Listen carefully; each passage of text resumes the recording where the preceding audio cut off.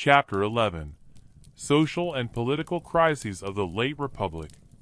By the 1st century BCE, the Roman Republic had reached unprecedented heights, dominating the Mediterranean and encompassing a vast array of territories, cultures, and peoples.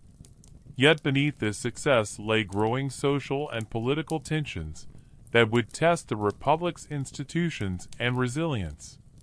Expansion had brought wealth, influence, and opportunity, but it had also exacerbated inequalities, created rivalries among the elite, and placed extraordinary demands on Rome's military and administrative systems. Understanding these crises is essential to comprehending the eventual transition from republic to empire. One of the central social issues was the growing disparity between the wealthy elite and the general populace. Conquest brought enormous wealth to Rome, much of it concentrated in the hands of patrician families and successful generals. Large estates, or latifundia, acquired from conquered lands were often worked by slaves, displacing small farmers, who had once formed the backbone of the Roman army and civic participation. These landless citizens, deprived of economic independence, migrated to urban centers like Rome in search of work, creating overcrowded neighborhoods, social unrest, and a growing dependence on public grain distributions, or annona.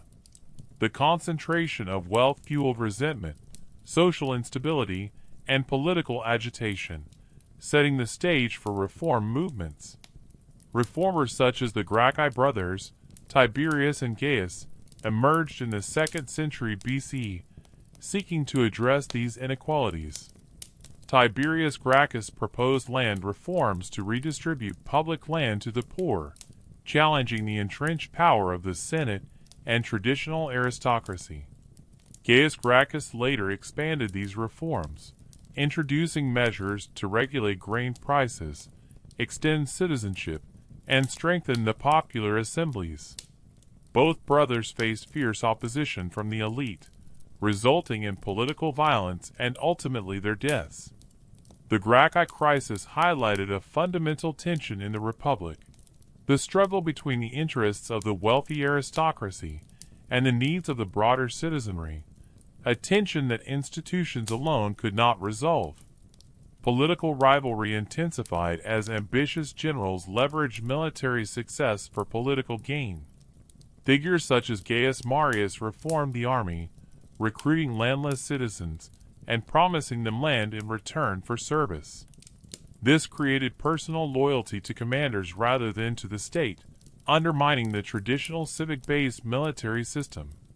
Marius' successive consulships, unprecedented at the time, demonstrated how military achievement could be transformed into political authority, setting a precedent for future leaders who would challenge senatorial control. The crisis of loyalty and ambition was further exacerbated by the rise of Sulla in the early 1st century BCE. Sulla, a successful general in campaigns in Greece and against Mithridates of Pontus, returned to Rome with his army to assert political authority, initiating the first large-scale civil conflict within the Republic. His unprecedented march on Rome in 88 BCE marked a dramatic shift.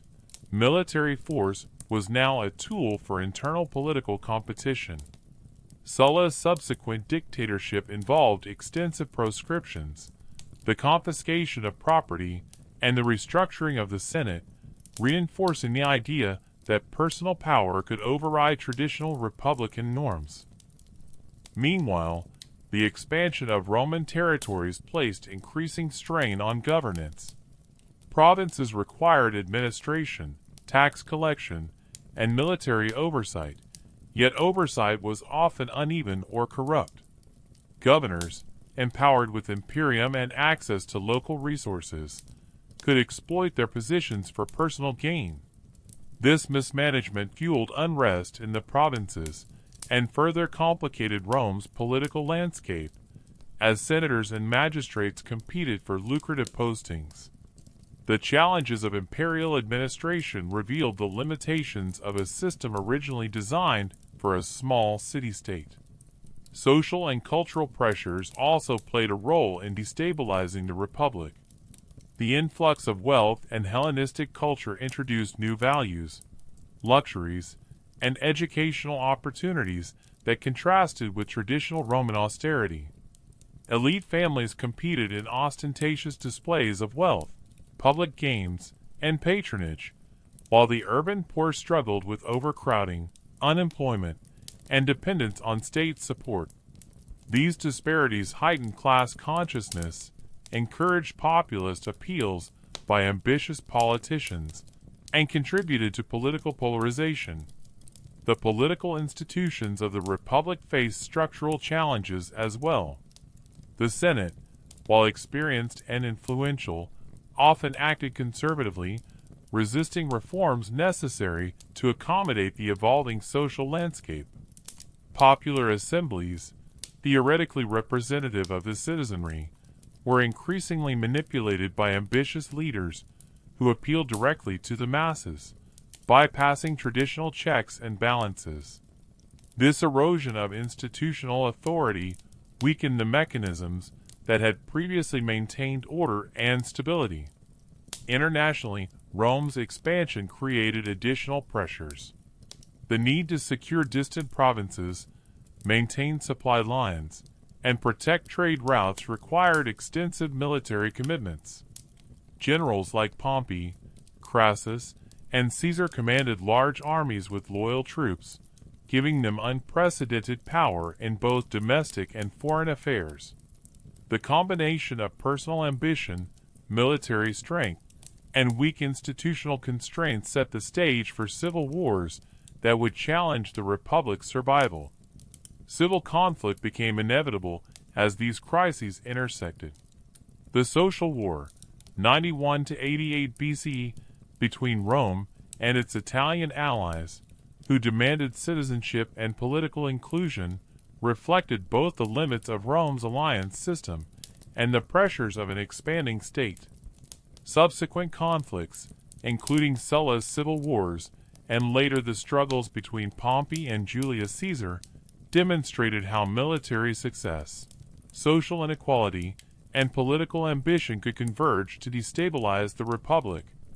Each crisis exposed vulnerabilities in the system, highlighting the tension between expansion, governance, and civic cohesion. In conclusion, the late Roman Republic was a period of extraordinary achievement and profound instability. Expansion had created wealth, influence, and military strength, but it also generated social inequality, political rivalry, and institutional stress. Reform efforts, military innovations, and popular movements revealed both the adaptability and the fragility of the Republic. The crises of this era were not merely episodic. They reflected structural tensions inherent in a system originally designed for a city-state now transformed into a Mediterranean superpower. Understanding these dynamics is essential to grasp how the Republic, despite its achievements, ultimately transitioned into an imperial state as leaders leveraged military power, personal ambition, and popular support to reshape Rome's political order. Chapter 12. Julius Caesar and the Fall of the Republic. By the mid-1st century BCE, the Roman Republic faced profound challenges. Social inequality, political rivalry, and the pressures of an expansive empire had created a volatile environment in which personal ambition and military power increasingly overshadowed traditional republican institutions. Into this turbulent landscape emerged Julius Caesar, a figure whose military genius, political acumen, and populist appeal would dramatically reshape Rome. Caesar's rise, his reforms, and ultimately his assassination illuminate both the strengths and the vulnerabilities of the late Republic, highlighting the forces that would transform Rome from a republic into an empire. Gaius Julius Caesar was born in 100 BC into a patrician family with long-standing connections to Rome's political elite. Although his family had fallen on hard times, Caesar's charisma, intelligence, and ambition allowed him to navigate the competitive world of Roman politics. Early in his career, he aligned with influential figures such as Pompey and Crassus, forming the First Triumvirate, a powerful political alliance that bypassed traditional senatorial authority. This partnership enabled Caesar to secure key offices, including the consulship in 59 BCE, and laid the groundwork for his subsequent military and political career. Caesar's military achievements in Gaul were central to his rise. From 58 to 50 BCE, he led campaigns across the vast territories of modern France, Belgium, and parts of Germany, confronting Gallic tribes with skill, discipline, and innovative strategy. His commentaries on the Gallic War, written in a clear and persuasive style, not only chronicled his campaigns, but also enhanced his reputation among Roman citizens and allies.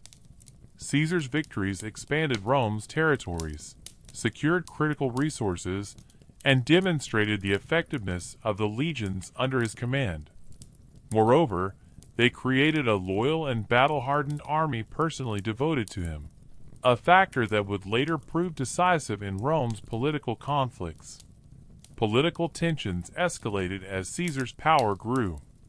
The Senate, wary of his influence and fearful of his ambitions, demanded that he disband his army and return to Rome as a private citizen.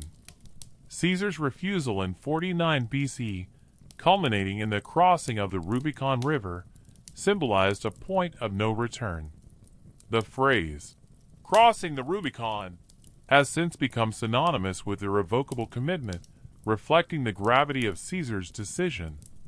This act triggered a civil war between Caesar's forces and the senatorial faction, led by Pompey, which divided the Republic and tested the loyalty, discipline, and resolve of Roman armies and citizens alike. The ensuing civil war was marked by decisive battles, strategic ingenuity, and political maneuvering. Caesar's forces swiftly defeated Pompey in Italy and Greece, culminating in Pompey's flight to Egypt, where he was assassinated. Caesar pursued campaigns in Egypt, North Africa, and Spain to consolidate his authority, demonstrating both his military versatility and his political acumen.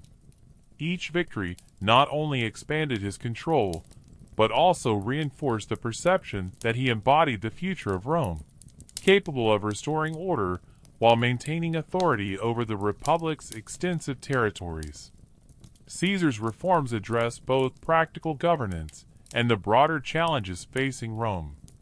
He restructured the calendar, creating the Julian calendar, a system that standardized timekeeping and facilitated civil and religious organization. He reformed municipal governance, extending citizenship to allied communities, and implemented economic measures to alleviate debt and provide public grain distributions. These reforms, while strengthening the Republic administratively, also centralized power in his hands, demonstrating the tension between effective governance and personal authority. Despite his achievements, Caesar's concentration of power alarmed many senators. His appointment as Dictator Perpetuo, or Dictator for Life, in 44 BC, symbolized the culmination of a career that had increasingly subordinated republican norms to personal authority. Fears that Caesar intended to abolish the Republic and establish monarchy prompted a group of senators, led by Brutus and Cassius, to orchestrate his assassination on the Ides of March, 44 BCE.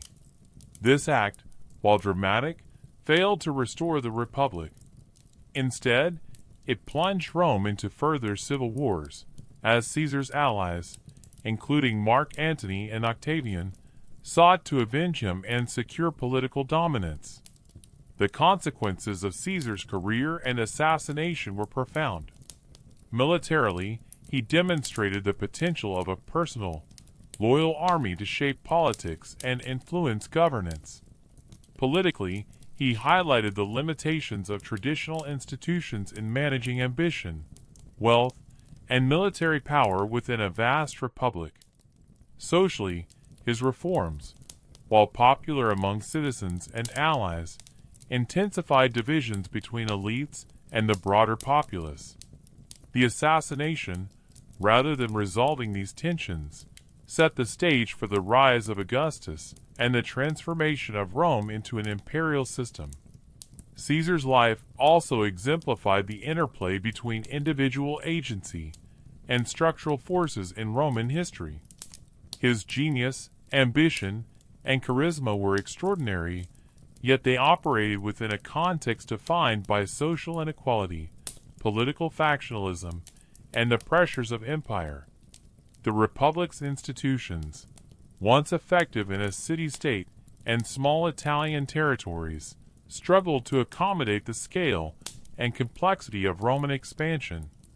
Caesar's rise revealed both the resilience and the fragility of these institutions, illustrating the challenges of governing a rapidly growing and diverse polity.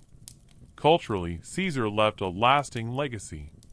His writings, military strategies, and reforms influenced both contemporary Romans and subsequent generations. His life and assassination became symbols of the tension between autocracy and republicanism, illustrating the delicate balance between personal ambition and civic responsibility.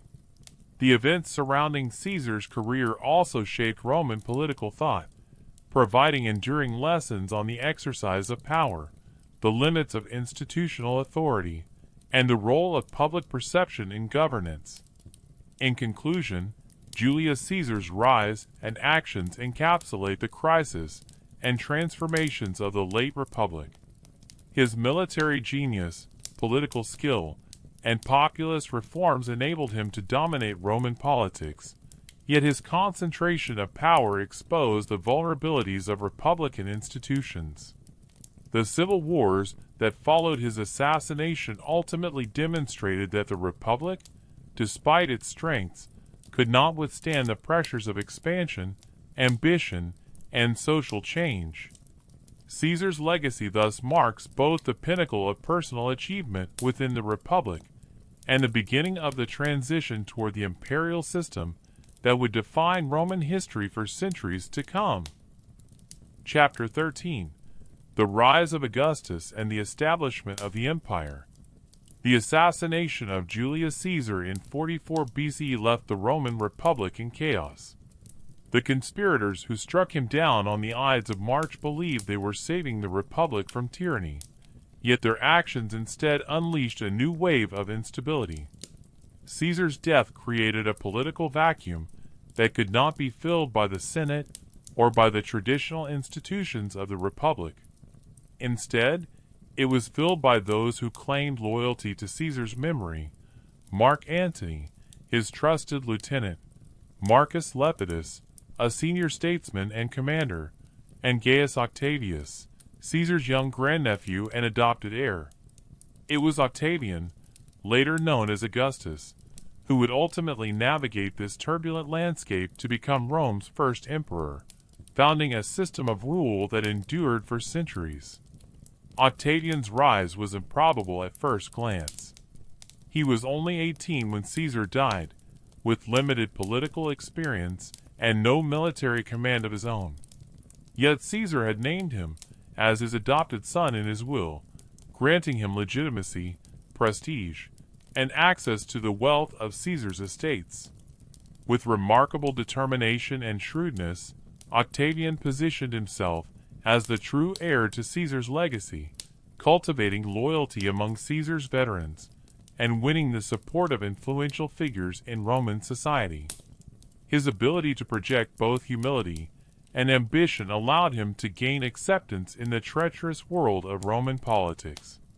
In the immediate aftermath of Caesar's death, Octavian forged a temporary alliance with Mark Antony and Lepidus, creating what became known as the Second Triumvirate. Unlike the informal alliance of Caesar, Pompey, and Crassus, this arrangement was legally sanctioned, giving the triumvirs extraordinary powers to restore order and punish Caesar's assassins. The triumvirs initiated proscriptions, lists of enemies whose properties were confiscated and whose lives were forfeit, paralleling Sulla's earlier dictatorship. These measures, though brutal, secured the resources necessary to wage war against the conspirators, Brutus and Cassius. The decisive confrontation came at the Battle of Philippi in 42 BCE. There, the forces of the triumvirs defeated Brutus and Cassius, who both committed suicide rather than face capture. With the conspirators eliminated, the Republic's fate was sealed. The question was no longer whether the Republic would survive, but rather which of the triumvirs would emerge as Rome's supreme leader. The alliance between Octavian, Antony, and Lepidus quickly fractured. Lepidus was sidelined after attempting to assert control over parts of the empire, leaving Octavian and Antony as rivals. Antony allied himself with Cleopatra VII of Egypt, both personally and politically, a decision that would prove disastrous. Cleopatra represented both a formidable ally and a potent symbol of foreign influence, which Octavian skillfully used in his propaganda. By portraying Antony as a traitor who had abandoned Rome for an Egyptian queen, Octavian rallied Roman opinion against him. The rivalry culminated in the naval battle of Actium in 31 BCE, a decisive confrontation off the coast of Greece. Octavian's fleet, commanded by his brilliant general Agrippa, defeated Antony and Cleopatra's forces. In the aftermath, Antony and Cleopatra fled to Egypt, where they ultimately committed suicide. With their deaths, Octavian stood unchallenged as the master of Rome. The Republic, exhausted by decades of civil war, accepted his rule as the price of stability. Octavian's genius lay not only in his military victories, but in his ability to reshape political authority while maintaining the appearance of republican tradition. In 27 BC, he formally returned power to the Senate, who in turn granted him the title Augustus, meaning the revered one. Augustus carefully avoided the title of king or dictator, both of which carried negative associations, instead presenting himself as princeps or first citizen. This subtle balance allowed him to consolidate authority without overtly abolishing republican institutions. Under Augustus, the Senate continued to meet, magistracies were still elected, and republican forms were preserved. Yet in practice, Augustus controlled the key levers of power. He held supreme command over the military, governed vast provinces directly, and exercised influence through his immense prestige, or auctoritas. By blending traditional forms with new realities, Augustus created what modern historians call the Principate, a system in which imperial authority coexisted with republican appearances. Augustus also undertook wide-ranging reforms that stabilized and strengthened Rome. He reorganized the army, establishing standing legions loyal to the state rather than to individual commanders, and created a treasury to fund military expenses. He instituted administrative reforms that improved governance across the provinces, ensuring more consistent taxation and reducing corruption. Augustus also invested in Rome itself, sponsoring construction projects, temples, aqueducts, and monuments that reflected both his power and his role as a benefactor of the city. "I found Rome a city of brick," he is reported to have said, "and left it a city of marble." Culturally, Augustus presided over a flourishing of literature, art, and architecture, known as the Golden Age of Latin literature. Poets such as Virgil, Horace, and Ovid composed works that celebrated Rome's greatness and often reinforced Augustus's vision of a restored and eternal Rome. Virgil's Aeneid, for instance, traced Rome's mythical origins from Troy and emphasized destiny, order, and piety, values aligned with Augustus's regime. Through patronage and symbolism, Augustus linked his rule to Rome's traditions while shaping a new imperial identity. Religious reform also played a central role in Augustus's consolidation of power. He revived traditional Roman religious practices, emphasizing morality, family, and civic duty. By associating himself with divine favor and positioning his family as central to Rome's destiny, Augustus cultivated both political legitimacy and personal reverence. The construction of the Arapaces, the altar of peace, symbolized the stability and prosperity he claimed to have brought after generations of turmoil. Yet Augustus's system was not without contradictions. While he avoided the trappings of monarchy, his accumulation of power was unmistakable. The Senate, though preserved, became increasingly symbolic, and the traditional offices of the Republic were subordinated to imperial authority. Augustus managed these tensions with extraordinary skill, but his successors would sometimes struggle to maintain the balance between republican form and imperial reality. The establishment of the Principate marked the end of the Roman Republic, though the transition was gradual and cloaked in tradition. For contemporaries, it was less the fall of a republic than the restoration of order. Augustus presented himself not as a revolutionary, but as a restorer of Roman values, bringing peace after decades of civil strife. This peace, known as the Pax Romana, would endure for 2 centuries, allowing Rome to consolidate its empire and flourish culturally, economically, and militarily. In conclusion, the rise of Augustus was not simply the story of one man's ambition, but the culmination of centuries of republican development and crisis. His ability to harness loyalty, military power, propaganda, and tradition allowed him to create a new political system that combined the outward forms of the Republic with the realities of autocratic rule. Augustus's establishment of the Principate represented both an end and a beginning, the end of the Republic as it had been known, and the beginning of the Roman Empire, which would shape the Mediterranean world for generations. His reign stands as a pivotal moment in world history, marking the transition from a republic torn by internal strife to an empire defined by stability, prosperity, and enduring influence. Chapter 14. The Pax Romana and the Age of Stability. The reign of Augustus marked the beginning of an era of unprecedented stability and prosperity in the Roman Empire, a period that historians have termed the Pax Romana, or Roman peace. Spanning roughly 2 centuries, from 27 BC to 180 CE, this era was characterized by political stability, economic growth, military security, and cultural flourishing. While not free from conflicts or rebellions, the Pax Romana established a foundation for the Roman Empire to consolidate power, integrate diverse peoples, and maintain influence across a vast territory that stretched from the Atlantic Ocean to the Euphrates River. Central to the Pax Romana was the effective administration of the empire.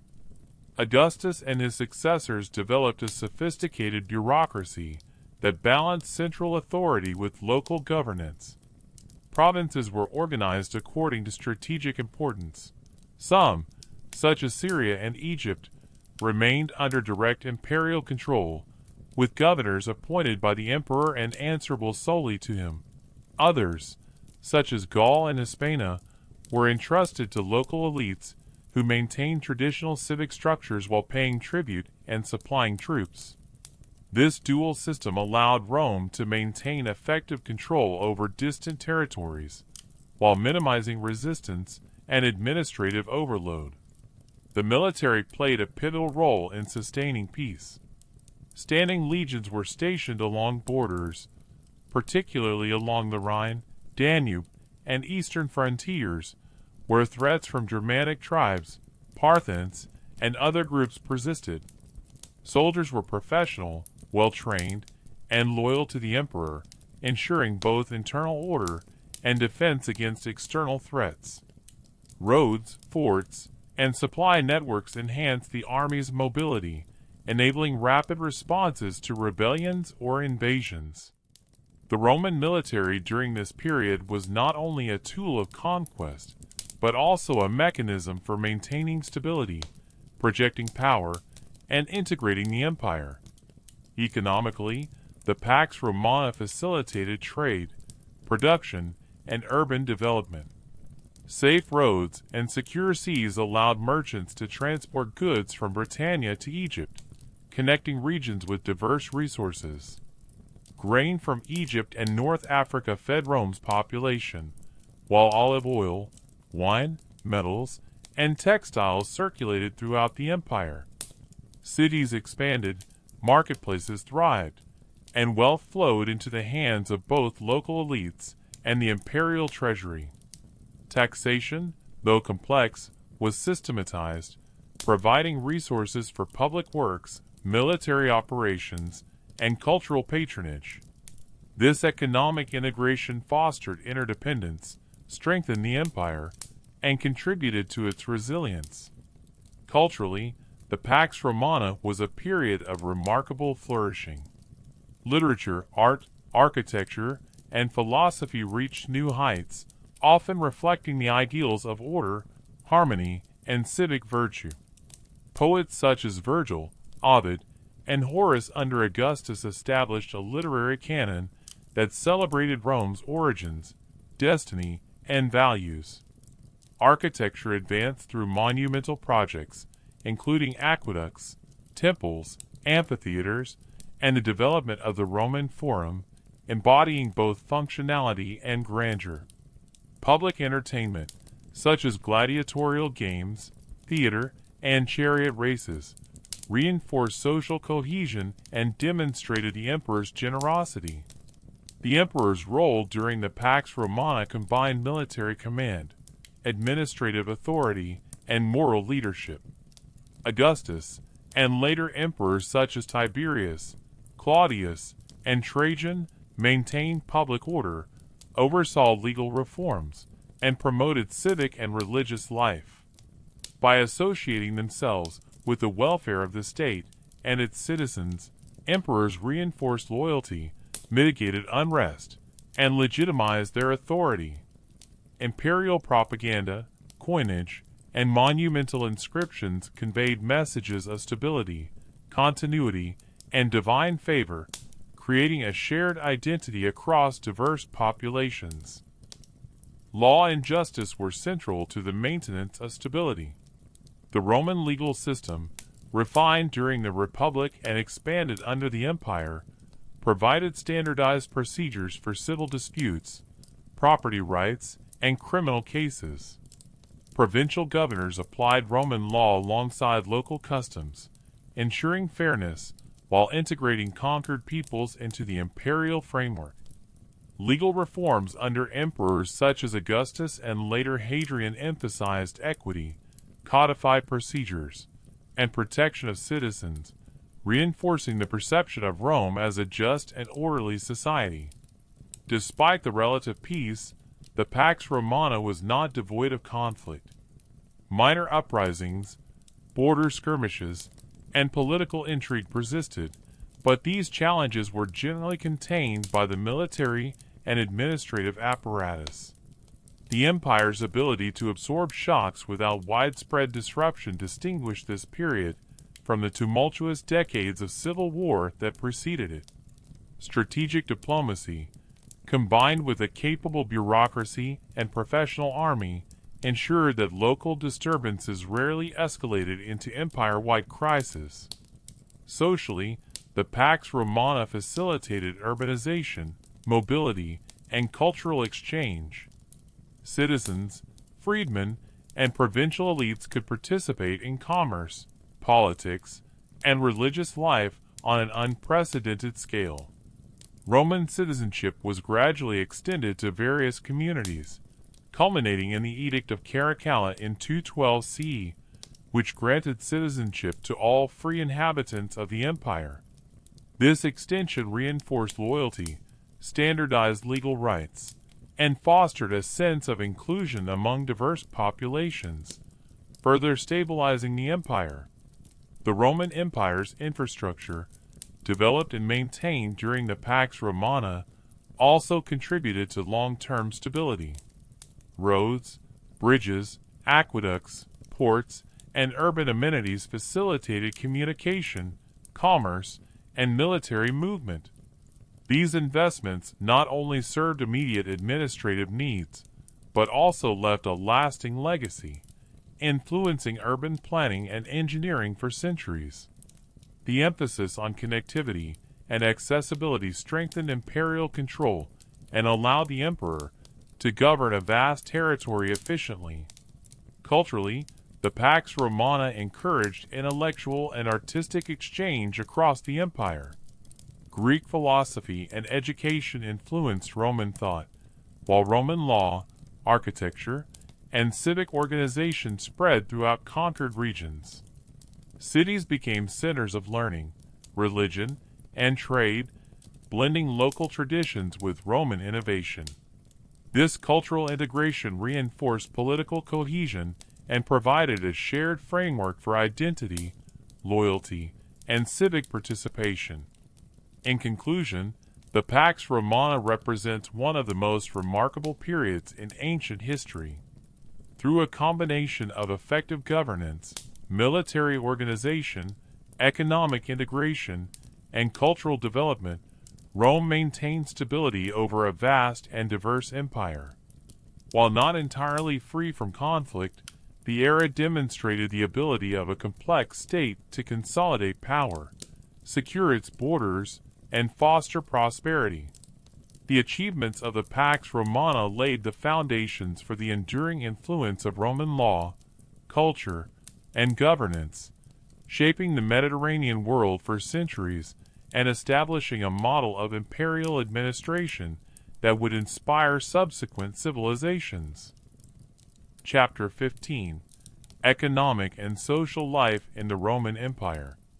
The Roman Empire at its height was a vast and interconnected system, spanning continents, climates, and cultures. While political and military achievements often dominate historical narratives, the daily life of Romans, citizens, provincials, freedmen, and slaves offers critical insight into the social and economic foundations of the empire. Understanding economic structures, social hierarchies, and cultural practices reveals how Rome maintained stability, facilitated mobility, and created a cohesive identity across an immense territory. The economy of the Roman Empire was diverse, complex, and highly organized. Agriculture was the foundation, sustaining both the population and the military. Small farmers, large landowners, and slave labor contributed to agricultural production. Grain from Egypt and North Africa, olives and wine from Hispania and Italy, and cattle and livestock from Gaul supplied urban centers and military garrisons. Large estates, or latifundia, often worked by slaves or tenant farmers, produced surplus commodities for export, while smallholders supplemented local markets. This agricultural network not only fed millions, but also underpinned the empire's taxation and trade systems. Trade and commerce flourished under the empire's infrastructure and security. Roman roads, ports, and navigable rivers connected regions, enabling merchants to transport goods efficiently. Luxury items, including silks from China, spices from India, and precious metals from Spain and Gaul, circulated widely, demonstrating the empire's integration into long-distance trade networks. Markets, forums, and urban centers served as hubs for exchange, while standardized coinage facilitated transactions and taxation. The Roman state supported trade through protective measures, including military patrols, laws against piracy, and regulation of weights and measures. Urban life was central to the social and economic experience of the empire. Rome itself, with a population exceeding 1 million by the 1st century CE, served as a political, economic, and cultural center. Cities featured forums, basilicas, amphitheaters, baths, and temples, providing spaces for commerce, entertainment, civic rituals, and public discourse. Housing varied from luxurious domus for the elite to insulae, or apartment buildings, for the urban poor. While overcrowding, sanitation challenges, and fire risks posed threats to city dwellers, urban centers offered access to markets, social mobility, and political participation. Social hierarchies structured daily life in the empire. At the top were the senatorial and equestrian classes, wealthy elites who controlled land, commerce, and political office.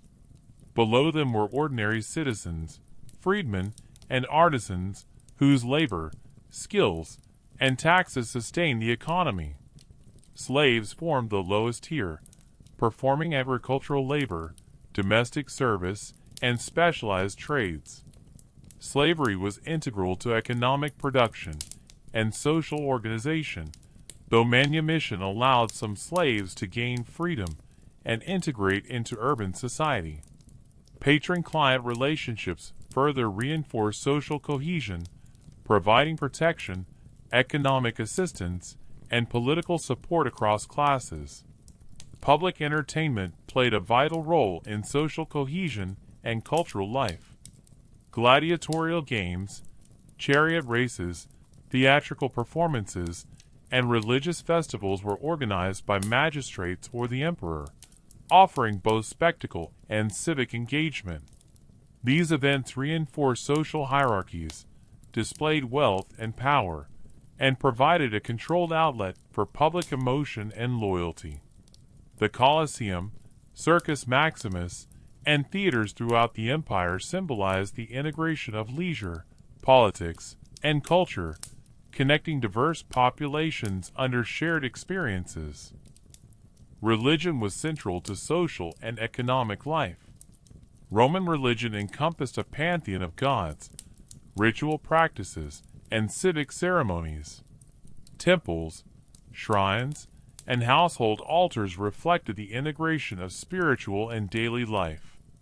Religious festivals, such as Saturnalia and Lupercalia, structured the calendar and provided opportunities for communal participation. Provincial religions were often incorporated or syncretized, allowing conquered peoples to maintain traditional practices while reinforcing loyalty to Rome.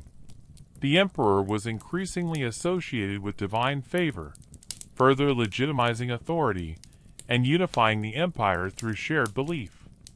Education and literacy played a significant role in social mobility and cultural integration. Wealthy families employed tutors, often Greek, to educate children in rhetoric, philosophy, and literature. Public schools in cities offered instruction for sons of citizens, and sometimes freedmen, promoting literacy, civic participation, and economic competence. Roman education emphasized practical skills, civic virtue, and cultural assimilation, preparing individuals to participate in government, commerce, and professional life. Economic specialization was another hallmark of Roman life. Artisans, merchants, and professional laborers supported urban economies and provincial markets. Workshops produced pottery, textiles, metalwork, and luxury items, often tied to regional resources and local demand. Guilds and collegia, associations of workers, provided social support, professional standards, and religious observances. These structures facilitated skill transmission, economic stability, and social networks within the broader framework of imperial control. Infrastructure was essential for economic and social cohesion. Roads, bridges, aqueducts, and ports enabled trade, military mobility, and communication. Public works projects, often funded by emperors or wealthy elites, enhanced urban life, ensured water supply, improved sanitation, and provided employment. Roads, like the Via Appia, connected distant provinces, facilitating commerce, administration, and cultural exchange, while aqueducts allowed cities to flourish even in arid regions. Provincial life reflected the empire's diversity and adaptability. Local elites were integrated into the Roman system through citizenship, political office, and economic opportunity. Cities in Gaul, Hispania, Asia Minor, and North Africa became centers of Roman culture, administration, and trade while maintaining local traditions. Roman law, architecture, and religion blended with local customs, creating hybrid societies that were loyal to Rome yet culturally distinct. This integration was crucial for maintaining the empire's cohesion across vast territories. Despite stability, challenges persisted. Economic inequality, dependence on slave labor, and occasional rebellions tested the system. Natural disasters, plague, and border pressures required responsive governance. Nevertheless, the combination of social structures, economic networks, legal systems, and cultural integration allowed the empire to endure and prosper for centuries. In conclusion, economic and social life in the Roman Empire under the Pax Romana was marked by complexity, organization, and interdependence. Agriculture, trade, urbanization, and labor systems created wealth and stability, while social hierarchies, patronage networks, and cultural institutions facilitated cohesion. Religion, education, public entertainment, and infrastructure reinforced both identity and loyalty across diverse populations. By integrating economy, society, and governance, Rome established a resilient framework that allowed it to maintain control over a vast empire, influence culture, and shape human history for generations. Chapter 16: Roman Religion, Culture, and Daily Life. The Roman Empire, at its height, was not only a political and military powerhouse, but also a society rich in culture, religion, and daily practices that shaped the lives of millions. Religion, social customs, and civic rituals were deeply intertwined with governance, identity, and community cohesion. Understanding these aspects provides insight into how Romans maintained social order, cultural continuity, and shared values across an expansive and diverse empire. Religion was central to Roman public and private life. The Romans were deeply religious, not merely in the spiritual sense, but as a civic duty. State religion emphasized rituals, sacrifices, and festivals designed to honor the gods and secure divine favor for the city and the empire. Key deities included Jupiter, the king of gods; Juno, goddess of women and marriage; Mars, god of war; and Vesta, guardian of the hearth. Temples, altars, and shrines were integral to urban landscapes, often located in forums or prominent public spaces. Priests and priestesses conducted ceremonies, interpreted omens, and guided the populace in matters of religious observance, reflecting the fusion of spirituality and civic life. Religious festivals punctuated the Roman calendar, creating rhythms of civic engagement, social interaction, and economic activity. Festivals such as Saturnalia, Lupercalia, and the Cerealia combined ritual, public games, and communal feasting. These events provided opportunities for social cohesion, reinforcing hierarchical and communal structures while allowing the urban populace to participate in public life. Rituals were carefully codified. Omens, auguries, and auspices governed decisions in politics, military campaigns, and personal matters. Religion was not merely personal belief but a system for legitimizing authority, ensuring stability, and unifying diverse communities. Roman culture blended native traditions with influences absorbed from conquered peoples, particularly Greece. Literature, philosophy, art, and architecture reflected this synthesis. Latin literature flourished with works by Virgil, Horace, and Ovid, celebrating Roman values, history, and mythology. Roman education emphasized rhetoric, history, and moral philosophy, preparing citizens for participation in politics, law, and public life. Greek culture provided inspiration for artistic expression, sculpture, and philosophical inquiry, which Romans adapted to their own societal context. Daily life varied significantly according to social class, wealth, and location.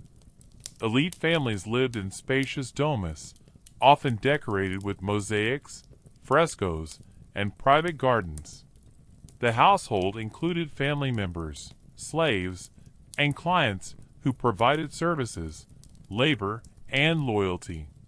Patrons provided protection and economic support to clients, who, in return, offered political and social allegiance. Social networks, formed through patronage and kinship, were fundamental to political advancement and economic stability. Common citizens, artisans, merchants, and freedmen often lived in insulae, multi-story apartment buildings that could be crowded and hazardous. Urban infrastructure included markets, baths, fountains, and public spaces where citizens conducted business, socialized, and participated in civic rituals. Despite limitations in housing and sanitation, cities offered opportunities for economic activity, cultural engagement, and social mobility. Slavery was integral to Roman society, economy, and daily life. Slaves performed agricultural labor, domestic service, and specialized trades, while some were highly educated or skilled artisans. Manumission allowed many slaves to gain freedom and integrate into urban life, creating a complex social hierarchy. Freedmen could achieve economic success, participate in guilds and religious associations, and establish families with limited but significant rights. Slavery and social mobility were intertwined, reflecting the adaptability and complexity of Roman society. Public entertainment was a vital aspect of daily life, serving social, cultural, and political functions. Gladiatorial games, theatrical performances, chariot races, and public spectacles provided entertainment while reinforcing social hierarchies, civic duty, and imperial authority. The Colosseum, Circus Maximus, and amphitheaters across the empire exemplified the scale and organization of these events. Spectacles also allowed emperors and magistrates to display wealth, reinforce loyalty, and cultivate public approval, linking leisure with political legitimacy. Roman families were central to social organization. The paterfamilias, or male head of household, held legal authority over family members, property, and domestic affairs. Marriage, inheritance, and household rituals reinforced social stability and continuity. Women, while often excluded from formal political power, influenced family, religion, and social networks. Children received education in literacy, arithmetic, and moral instruction, preparing them for participation in civic and economic life. Family, religion, and civic duty were closely intertwined, shaping daily routines, values, and obligations. Food and dining reflected both social status and cultural identity. Wealthy households hosted elaborate banquets featuring multiple courses, exotic ingredients, and entertainment. Public dining, such as at Thermopolia, street food stalls, provided sustenance and opportunities for social interaction for the urban poor and working classes. Meals often reinforce social hierarchies, with seating arrangements, dishes, and presentation signaling wealth, status, and political influence. Roman law influenced daily life, ensuring property rights, regulating contracts, and adjudicating disputes. Legal principles were taught to citizens and applied consistently across provinces, contributing to social stability and cohesion. Courts, magistrates, and legal officials provided mechanisms for resolving conflicts, maintaining order, and integrating diverse populations into a unified system of governance. Law connected private behavior to civic expectations, reinforcing the authority of the state and the responsibilities of citizenship. Religious, cultural, and social practices were closely linked to the broader imperial context. Provincial populations were encouraged to adopt Roman customs, participate in civic rituals, and integrate into the economic and political system. Local traditions were often maintained alongside Roman practices, creating hybrid cultures that enriched the empire and reinforced loyalty. Festivals, temples, and civic activities served both local and imperial interests, blending identity with governance. Education and literacy continued to play a vital role in daily life, especially among elites and aspiring citizens. Tutors, often Greek, instructed children in rhetoric, philosophy, literature, and mathematics. Public schools and apprenticeship systems provided vocational training for those outside the elite, ensuring skill development, social mobility, and economic participation. Education reinforced cultural cohesion, civic engagement, and individual opportunity. In conclusion, religion, culture, and daily life in the Roman Empire were deeply interconnected, shaping both individual experiences and collective identity. Rituals, festivals, social structures, family organization, education, and public entertainment reinforce civic values, social hierarchies, and loyalty to the state. The fusion of native traditions with Hellenistic and provincial influences created a dynamic and adaptable culture capable of sustaining the empire's vast territories. By examining daily life alongside political and military achievements, one gains a fuller understanding of how the Roman Empire maintained cohesion, prosperity, and influence over centuries, leaving a legacy that continues to inform history and culture today. Chapter 17: Roman Military Organization and Strategy. The Roman Empire's military was the cornerstone of its power, enabling territorial expansion, securing borders, and maintaining internal order. The success of Rome's armies derived from organization, discipline, strategic innovation, and adaptability. Understanding the structure, recruitment, and strategy of the Roman military illuminates how the empire projected authority across vast distances and sustained its dominance over diverse populations. Roman military organization evolved over centuries, adapting to new challenges and territories. By the height of the empire, the army was professional, disciplined, and highly structured. Legions, composed of approximately 5,000 to 6,000 soldiers, formed the backbone of the army. Each legion was divided into cohorts and centuries, commanded by officers known as centurions, ensuring effective hierarchy and control. Specialized units, including cavalry, archers, and engineers, supported infantry operations, reflecting the adaptability of Roman military strategy. Recruitment was initially based on citizenship and property requirements. Citizens were obligated to serve, contributing to a citizen-soldier model that linked military service with civic duty. Over time, especially under Augustus, the army became a professional institution, enlisting volunteers for extended service, typically lasting 25 years. Soldiers received regular pay, training, and the promise of land or pensions upon discharge. This system fostered loyalty, created a professional officer corps, and ensured that Rome could sustain campaigns over extended periods.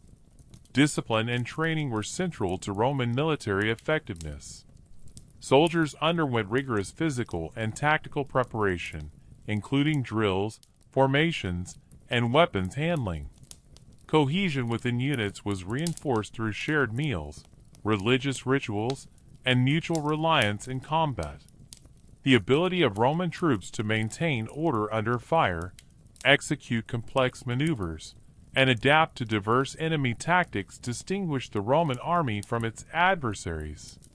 Discipline was enforced through strict regulations, punishments for insubordination, and the authority of commanding officers. Roman military strategy combined flexibility, engineering, and intelligence. Siege warfare was a particular strength, with soldiers constructing fortifications, camps, and siege engines to overcome fortified positions. Roads, bridges, and supply lines were strategically developed to facilitate rapid troop movement and logistical support. Scouts, spies, and local informants provided intelligence, enabling commanders to anticipate enemy movements and exploit vulnerabilities. This combination of planning, engineering, and tactical execution contributed to Rome's repeated successes on multiple fronts. The Roman legion's tactical formation, the manipular and later cohort system, allowed for flexibility and resilience in battle. Soldiers could maneuver independently within a cohesive framework, responding to terrain, enemy formations, and evolving battlefield conditions. The testudo, or tortoise formation, provided protection against projectiles during sieges, while coordinated volleys of javelins, arrows, and close combat engagement ensured adaptability. Leadership at multiple levels, legates, tribunes, centurions, facilitated decision-making and discipline in complex operations. The Roman navy played a complementary role, ensuring control over the Mediterranean, supply routes, and coastal regions. Naval vessels, such as triremes and quinquiremes, were used for transport, combat, and patrolling key waterways. Amphibious operations and coordinated land-sea campaigns enhanced Rome's strategic flexibility, enabling rapid deployment of troops and secure communication across the empire. Control of the seas was vital for trade, logistics, and deterrence against rival powers. The integration of conquered peoples into the military contributed to Rome's strength. Auxiliaries, recruited from provincial populations, provided specialized skills, including archery, cavalry, and knowledge of local terrain. These units complemented the legions, increasing diversity, effectiveness, and regional representation. Service in the military also offered social mobility, citizenship, and economic incentives, linking loyalty to the state with tangible benefits. Logistics and supply were critical to Roman military operations. Armies were supported by a network of roads, depots, and supply lines, allowing sustained campaigns even in distant territories. Standardized equipment, rationing, and medical support ensured operational readiness and resilience. Engineers constructed bridges, fortifications, and siege engines, often in advance of campaigns, reflecting the integration of infrastructure with strategy. Military campaigns were thus not solely dependent on combat skill, but on comprehensive planning and resource management. Command structure and leadership were central to Roman success. Generals such as Julius Caesar, Augustus, and Trajan demonstrated strategic foresight, political acumen, and the ability to inspire loyalty among troops. Decisions were informed by reconnaissance, intelligence, and careful assessment of risks and opportunities. Leadership extended beyond the battlefield, encompassing administration, diplomacy, and integration of conquered territories into the empire. Generals wielded political influence, reflecting the close connection between military and civic power in Roman society. Roman military culture emphasized honor, loyalty, and collective identity. Soldiers swore oaths of allegiance, participated in religious rituals, and celebrated victories through triumphs and public ceremonies. Monuments, inscriptions, and commemorative art reinforced military achievement and cultural values, linking individual service to the empire's legacy.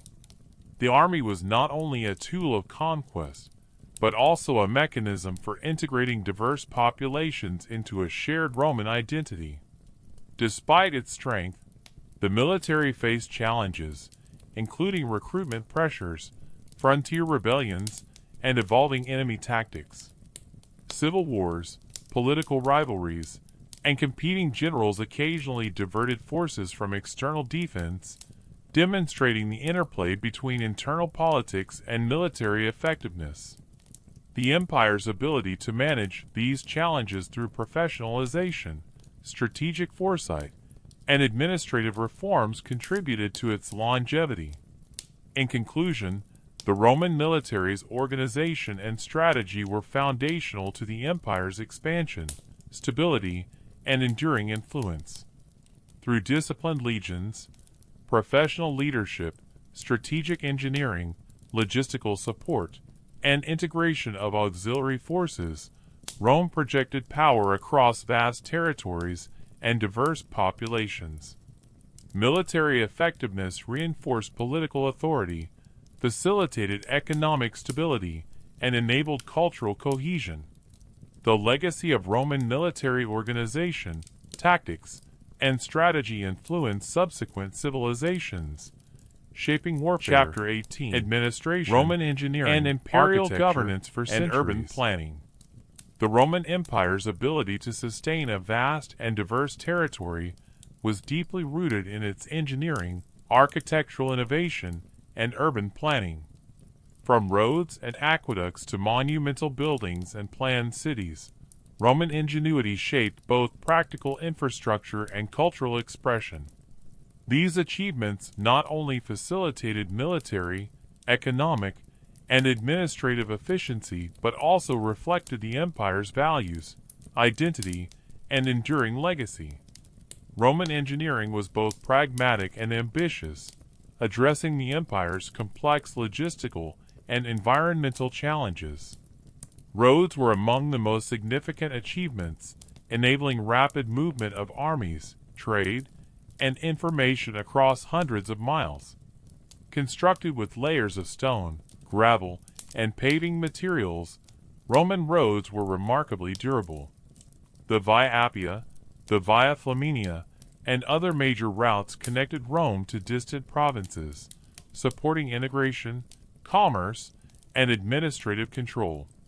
Roads were often accompanied by milestones, signage, and bridges, demonstrating careful planning and standardized construction techniques. Bridges and aqueducts exemplified Roman mastery of civil engineering. Bridges, built with arches and durable materials, allowed armies, merchants, and citizens to cross rivers and challenging terrain efficiently. Aqueducts, such as the Aqua Claudia and Pont du Gard, transported water from distant sources to urban centers, enabling population growth, sanitation, and industrial activity. These structures combined functionality with aesthetic appeal, often featuring arches, vaulted channels, and decorative elements. Water management facilitated public baths, fountains, and irrigation, enhancing urban life and public health. Urban planning was another hallmark of Roman innovation. Cities were often laid out in a grid system, with main streets, intersections, and public squares designed for functionality, defense, and social interaction. Forums served as civic, commercial, and religious centers, providing space for administration, trade, and public gatherings. Residential areas included domus for elite families and insulae for common citizens, reflecting social hierarchies while ensuring urban density and accessibility. Urban planning considered sanitation, access to water, and traffic flow, demonstrating advanced knowledge of city management. Roman architecture combined engineering prowess with artistic expression. Temples, basilicas, amphitheaters, and triumphal arches reflected political, religious, and cultural priorities. The Pantheon, with its massive dome and oculus, exemplified mastery of concrete, geometry, and spatial design. Amphitheaters, such as the Colosseum, accommodated tens of thousands of spectators, integrating structural stability, sight lines, and crowd management. Monuments and public buildings communicated imperial power, civic pride, and cultural identity, reinforcing social cohesion across the empire. Military infrastructure was closely integrated with engineering and urban planning. Forts, walls, and watchtowers secured borders and trade routes, while military roads facilitated rapid deployment. The construction of fortified camps, complete with defensive ditches, palisades, and barracks, exemplified systematic planning. Military architecture not only supported strategic objectives, but also influenced civilian urban layouts, as veterans often settled near fortifications, integrating defense with community development. Concrete and construction techniques were pivotal to Roman architectural achievement. Roman concrete, or opus cementitium, combined volcanic ash, lime, and aggregates to create durable structures capable of spanning large spaces and enduring centuries. Vaults, arches, and domes expanded architectural possibilities, enabling large interior spaces, monumental facades, and complex engineering solutions. These innovations allowed Romans to construct enduring buildings that balanced utility, aesthetics, and symbolism. Public spaces reflected the social and cultural priorities of Roman cities. Forums, marketplaces, and baths were centers of civic engagement, commerce, and leisure. Baths provided facilities for bathing, exercise, and socializing, often incorporating sophisticated heating systems, pools, and decorative elements. Amphitheaters and theaters hosted entertainment, reinforcing civic cohesion, social hierarchies, and imperial prestige. Public architecture communicated ideals of order, grandeur, and community, connecting citizens to the broader identity of Rome. Roads, bridges, and aqueducts also facilitated economic integration. Trade routes connected agricultural regions with urban centers, ensuring the flow of grain, wine, oil, and luxury goods. Roads allowed rapid communication and administrative oversight, linking distant provinces with the imperial center. This infrastructure enabled Rome to maintain cohesion, enforce taxation, and project power across an empire that encompassed diverse landscapes, cultures, and populations. Engineering and architectural achievements extended to provincial cities. Roman colonization involved planning new settlements with standardized street grids, forums, temples, and public buildings. These urban designs promoted Roman cultural norms, administrative efficiency, and economic activity. Integration of local materials and traditions allowed for regional adaptation while maintaining Roman identity, illustrating the empire's capacity for both uniformity and diversity. Symbolism and propaganda were embedded in Roman architecture. Triumphal arches, monumental temples, and public works celebrated military victories, imperial authority, and civic virtue. Inscriptions, reliefs, and decorative elements communicated historical narratives, legitimized rulers, and fostered collective memory. Architecture served not only functional needs, but also ideological purposes, reinforcing the connection between urban space, power, and cultural identity. Engineering and urban planning were also responsive to environmental challenges. Romans constructed drainage systems, levees, and embankments to manage floods, erosion, and sanitation. Urban design considered wind, sunlight, and topography, integrating functionality with comfort. Roads and bridges accounted for terrain, climate, and seasonal variation, reflecting empirical knowledge and adaptability. Such considerations ensured long-term sustainability and resilience in urban and rural infrastructure.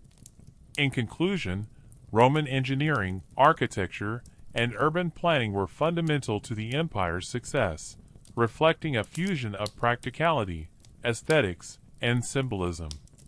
Roads, bridges, aqueducts, and cities facilitated military, economic, and administrative efficiency, while monumental buildings and public spaces communicated cultural identity, social order, and imperial authority. These innovations enabled Rome to govern diverse populations, integrate vast territories, and leave a legacy that continues to influence architecture, urban planning, and engineering principles to this day. The Roman approach to infrastructure and design exemplifies the empire's combination of technical mastery, cultural ambition, and pragmatic governance, sustaining its influence across centuries and continents. Chapter 19: The Roman Economy and Trade Networks. The Roman Empire was one of the most economically complex and interconnected societies of the ancient world. Its success relied not only on political authority and military strength, but also on sophisticated economic structures and extensive trade networks. Commerce, production, taxation, and infrastructure combined to support a vast population, facilitate imperial administration, and enable cultural integration across diverse regions. Agriculture formed the backbone of the Roman economy. Large estates, or latifundia, dominated the countryside, producing grain, olives, wine, and livestock. These estates were often worked by slaves or tenant farmers, reflecting the importance of both forced and contracted labor. Smallholders supplemented local markets and consumed goods produced on their lands. Grain from Egypt and North Africa, wine and oil from Hispania and Italy, and cattle and produce from Gaul and the Balkans supported both urban populations and military garrisons, demonstrating the interconnectedness of provincial economies. Trade was essential for sustaining Rome's urban centers and military. The Mediterranean, termed by the Romans as Mare Nostrum, our sea, functioned as the empire's primary highway, connecting Italy with Africa, the Levant, and the Iberian Peninsula. Merchants transported luxury goods such as silks, spices, and precious metals alongside staples like grain, olive oil, and pottery. Roman ports, including Ostia and Alexandria, facilitated the flow of goods, while merchant guilds, associations, and markets ensured efficiency, regulation, and reliability in commerce. Coinage played a central role in economic integration. Standardized silver, gold, and bronze coins allowed for consistent valuation, taxation, and trade across regions. Coins also served as instruments of propaganda, displaying the emperor's image and reinforcing imperial authority. Monetary policy, including debasement or minting reforms, influenced both local economies and the broader imperial system, reflecting the connection between politics and commerce. Urban economies were hubs of production, consumption, and specialization. Cities featured workshops producing textiles, pottery, metalwork, and luxury goods. Markets and forums facilitated trade, while public infrastructure, including roads and ports, enabled distribution. Urban artisans, merchants, and professionals relied on skilled labor, guilds, and apprenticeships, creating interdependent economic networks. Urban centers also attracted provincial elites and migrants, fostering cultural exchange and reinforcing loyalty to the empire.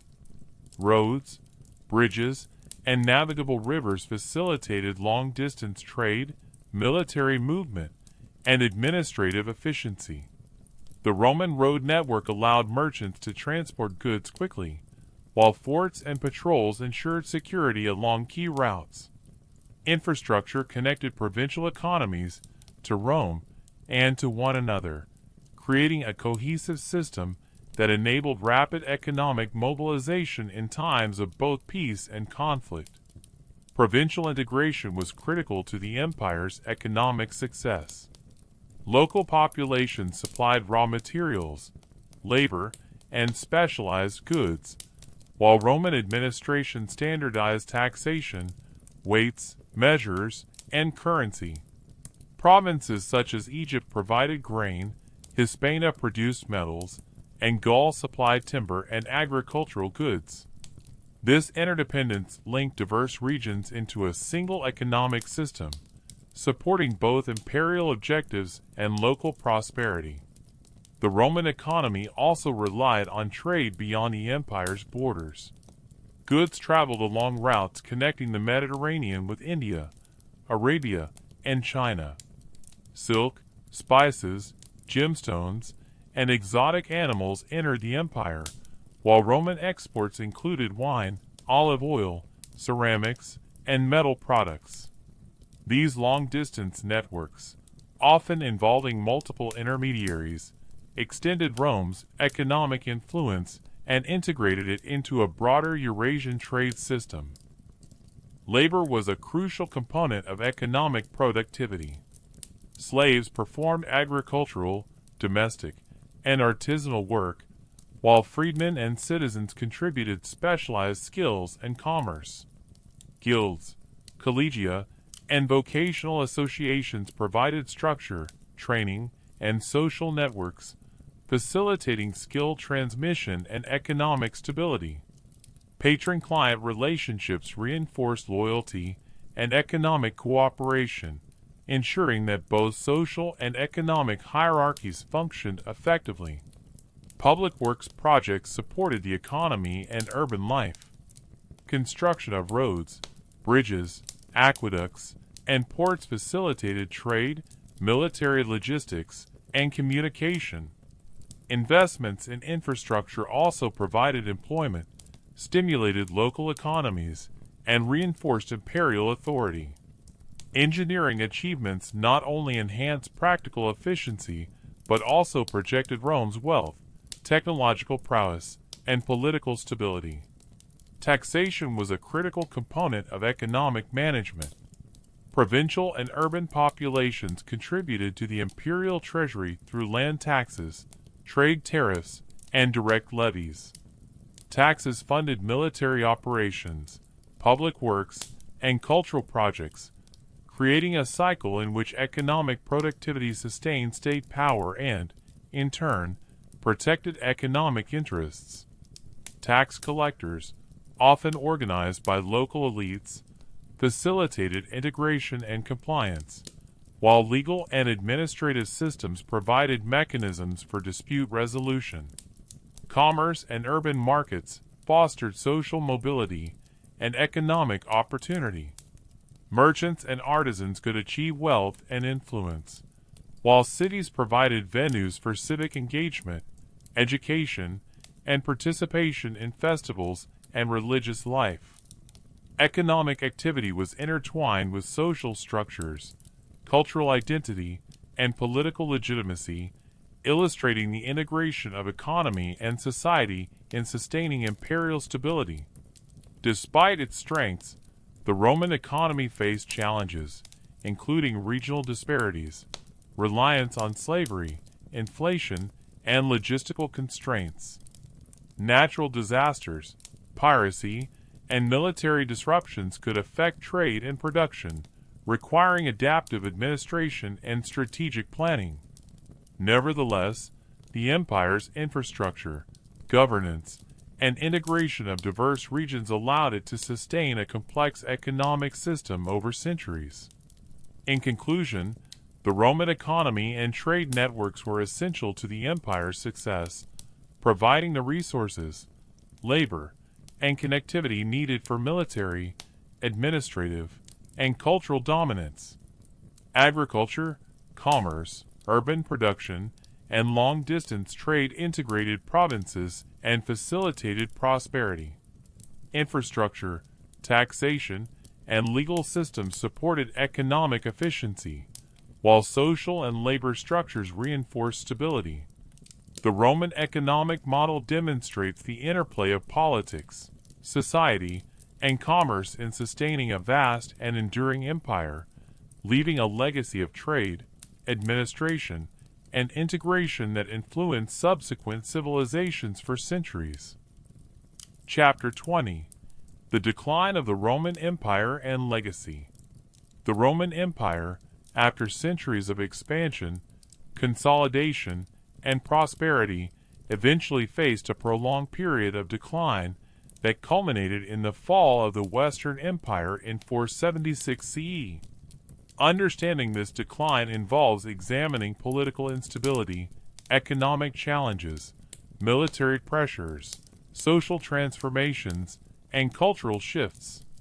The story of Rome's decline is not only about collapse, but also about adaptation, continuity, and enduring legacy, influencing the development of Europe and the Mediterranean world for centuries. Political instability played a central role in the weakening of imperial authority. After the death of Marcus Aurelius in 180 CE, the empire experienced a series of short-reigned emperors, civil wars, and power struggles, often referred to as the crisis of the 3rd century. The rapid turnover of rulers, often brought to power through military coups, undermined administrative cohesion and eroded public confidence. Imperial succession was frequently contested, and the use of legions to assert claims to the throne created instability, diverting resources and attention from external threats and domestic governance. Economic challenges compounded political instability. Heavy taxation, reliance on slave labor, inflation, and disruption of trade networks weakened economic productivity. Agricultural output suffered due to overworked land, reduced labor force, and invasion-related disruptions. Cities faced declining populations, reduced commerce, and deteriorating infrastructure, while the eastern provinces, centered on Constantinople, remained relatively prosperous. The western provinces experienced fiscal strain, limiting the empire's ability to support its military, administer territories, and fund public works. Military pressures from both external and internal forces contributed significantly to Rome's decline. Germanic tribes, including the Visigoths, Vandals, and Ostrogoths, pushed against the empire's northern borders, often in response to migration pressures and population displacement. The Huns, moving westward from Central Asia, displaced tribes and created waves of invasions. The Roman army, once disciplined and centralized, faced difficulties in recruitment, training, and loyalty. Increasingly reliant on mercenaries and allied tribes, Rome's military effectiveness diminished, making the empire vulnerable to both border incursions and internal rebellions. Social and demographic changes also affected stability. Plagues, such as the Antonine Plague and later epidemics, reduced population, weakened labor supply, and disrupted communities. Urban decline, rural depopulation, and social inequality created tensions and decreased economic resilience. The traditional Roman social fabric, including patronage networks and civic engagement, eroded, diminishing cohesion and local governance capacity. These changes were often accelerated by pressures from migration, warfare, and economic hardship. Administrative challenges further strained the empire. The division of the empire into eastern and western regions, first under Diocletian and later formalized under Constantine, aimed to improve governance, but sometimes created duplication, rivalry, and inefficiency. Communication across vast territories remained slow, while regional governors often acted independently. Corruption, bureaucratic inertia, and inconsistent enforcement of laws further weakened central authority. These factors reduced the state's ability to respond to crises effectively. Despite the decline, the Roman Empire demonstrated remarkable resilience in certain areas. The Eastern Empire, centered in Constantinople, continued to thrive for centuries, preserving Roman law, administration, culture, and military organization. Known as the Byzantine Empire, it maintained economic stability, defensive fortifications, and cultural continuity, bridging the ancient and medieval worlds. This eastern continuation underscores that the empire's decline was uneven and regionally differentiated, rather than a uniform collapse. Cultural and intellectual legacies persisted even as political authority weakened. Roman law, architecture, engineering, and literature continued to influence subsequent societies. Latin remained a scholarly, legal, and liturgical language, shaping education, governance, and religion throughout medieval Europe. Roman architectural principles, urban planning, and infrastructure inspired successive civilizations, while literary works preserved Roman values, history, and mythology for future generations. Religion also played a transformative role during the decline. The rise of Christianity, which became the official religion of the empire under Constantine in the early 4th century, shifted cultural and political priorities. Christian institutions provided social cohesion, charitable support, and moral authority, often filling gaps left by declining civic structures. The integration of Christianity into imperial governance changed the empire's ideological foundation and influenced the medieval political and cultural landscape. Economic and trade networks, though disrupted in the West, left enduring frameworks for commerce. Roads, ports, and urban centers continued to facilitate regional trade, while Mediterranean maritime routes remained active.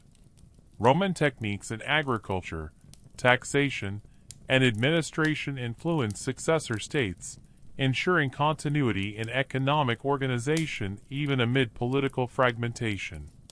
The Western Roman Empire officially fell in 476 CE when the last emperor, Romulus Augustus, was deposed by the Germanic chieftain Odoacer. Yet this symbolic event marked the culmination of long-term processes rather than a sudden collapse. Former Roman territories continued to be influenced by Roman institutions, law, and culture, laying the foundation for medieval European kingdoms. Roman identity, civic ideals, and cultural memory persisted, demonstrating the empire's lasting impact despite political dissolution. In conclusion, the decline of the Roman Empire was the result of a complex interplay of political instability, economic challenges, military pressures, social transformation, and administrative strain. While the Western Empire ceased to exist as a political entity, the Eastern Empire endured, and Roman culture, law, and infrastructure continued to shape the world for centuries. The legacy of Rome is evident in legal systems, architecture, urban planning, language, literature, and governance models.